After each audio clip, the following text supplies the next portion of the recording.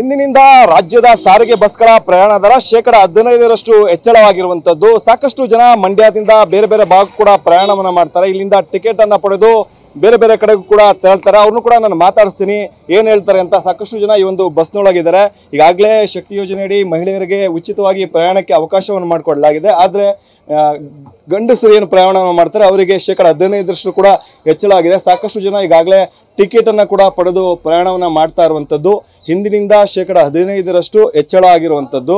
ಅಂದ್ರೆ ಪ್ರತಿನಿತ್ಯ ಮಂಡ್ಯದಿಂದ ಬೇರೆ ಬೇರೆ ಭಾಗ ಕೂಡ ಪ್ರಯಾಣವನ್ನು ಮಾಡ್ತಾರೆ. ಈ ಒಂದು ಬಸ್ನಲ್ಲಿ ಮಂಡ್ಯದಿಂದ ಬೆಂಗಳೂರು ಕಡೆಗೆ ಪ್ರಯಾಣವನ್ನು ಕೂಡ ಮಾಡ್ತಾ ಇರುವಂತದ್ದು ನೋಡ್ತಿರುವಂತದ್ದು. ಸಾಕಷ್ಟು ಜನ ಮಹಿಳೆಯರಿದ್ದಾರೆ, ಪುರುಷರು ಕೂಡ ಇರುವಂತದ್ದು. ಇಲ್ಲಿ ಕೆಲವೊಂದಿಷ್ಟು ಜನ ಇದ್ದಾರೆ, ನಾನು ಮಾತಾಡ್ತೀನಿ. ಮೇಡಮ್, ನಿಮಗೇನೋ ಈಗ ಫ್ರೀ ಆಗಿದೆ, ಆದ್ರೆ ಬಸ್ ಟಿಕೆಟ್ ದರ ಹೆಚ್ಚಳ ಮಾಡಿದ್ದಾರೆ, ಏನ್ ಹೇಳ್ತೀರಾ? ಅದು ತಪ್ಪು ಸರ್. ಇವಾಗ ಲೇಡೀಸ್ ಏನೋ ಇವಾಗ ಅವಾಗಿನಿಂದ ಒಂದು ವರ್ಷದಿಂದ ಫ್ರೀಯಾಗೆ ಓಡಾಡ್ತಾ ಇದ್ದಾರೆ. ಮತ್ತು ಇವಾಗ ಜೆಂಟ್ಸ್ಗೆ ಅದು ಈಗ ಫ್ರೀ ಇಲ್ಲ, ದುಡ್ಡು ಕೊಟ್ಟು ಓಡಾಡ್ತಾ ಇದ್ರು ಮತ್ತೆ ಇನ್ನೂ ಜಾಸ್ತಿ ಆಗೈತೆ ಅಂದರೆ ತುಂಬ ಕಷ್ಟ ಸರ್.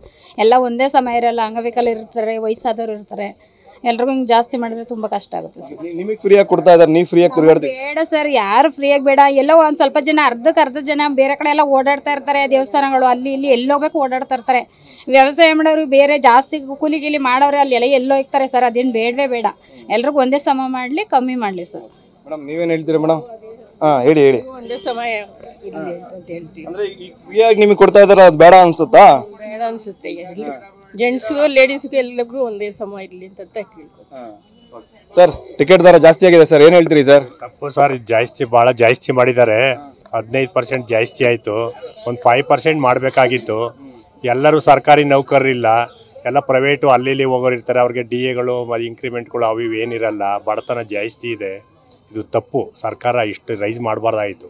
ಒಂದು 5% ಮಾಡಿದರೆ ಚೆನ್ನಾಗಿರ್ತಿತ್ತು. ಒಂದ್ ಕಡೆ ಮಹಿಳೆಯರಿಗೆ ಫ್ರೀಯಾಗಿ ಕೊಡ್ತಾ ಇದ್ದಾರೆ ಸರ್, ಅದು ಮಹಿಳೆಯರಿಗೆ ಕೊಡ್ತಾ ಇರೋದು ಅದು ತಪ್ಪು. ಒಂದು 60 ವರ್ಷ ವಯಸ್ಸಾಗಿರೋರು ಕೊಟ್ಟರೆ ನಡೀಲಿ ಬೇಕಾರೆ.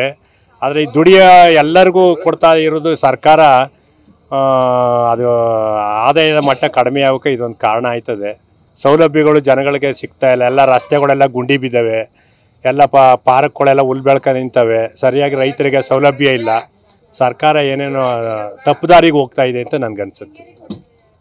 ಇದಿಷ್ಟು ಕೂಡ ಬಸ್ನಲ್ಲಿ ಪ್ರಯಾಣವನ್ನು ಮಾಡ್ತಿರುವಂಥ ಪ್ರಯಾಣಿಕರ ಮಾತುಗಳು. ಉಚಿತವಾಗಿ ಕೊಡ್ತಿರುವಂಥದ್ದನ್ನ ಸ್ಟಾಪ್ ಮಾಡಲಿ. ಏಕಾಏಕಿ ಈ ರೀತಿ 15% ಹೆಚ್ಚಳ ಮಾಡಿರುವಂಥದ್ದು ಕೂಡ ತಪ್ಪು. ಜೊತೆಗೆ ಇಲ್ಲಿ ಉಚಿತವಾಗಿ ಪ್ರಯಾಣವನ್ನು ಮಾಡ್ತಿರುವಂಥ ಮಹಿಳೆಯರು ಕೂಡ ಈ ರೀತಿ ಉಚಿತವಾಗಿ ಕೊಡ್ತಿರುವಂಥ ಯೋಜನೆಯನ್ನು ಸ್ಟಾಪ್ ಮಾಡಲಿ.